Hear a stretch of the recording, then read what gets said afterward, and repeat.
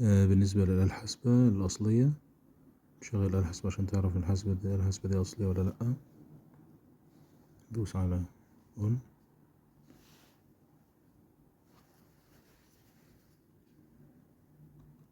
سيت اب. الأرقام ديت اللي هي 2 و1 و2 و3 و4 و5 و6 و7 و8، المربع مظلل حواليهم غير التانية، غير صين التقليد. ندوس سيت اب، دوس كمان على الصفر، ظهر لك الباركود، ليها باركود اهيت، بتصوره من عن طريق الباركود ده، بتصوره من عن طريق المسح الضوئي. خش على الموقع يظهر لك السيريال ده بيروح مكتوب لوحده، بعدين يظهر لك كلمة تدوس على فتح الرابط، تفتح الرابط يظهر لك كلمة توثيق، تأكد التأكيد من توثيق الحاسبة الأصلية. تخش تلاقيه متوثق معمول كده علامة صح، هحطلكوا سكرين برضه في الفيديو.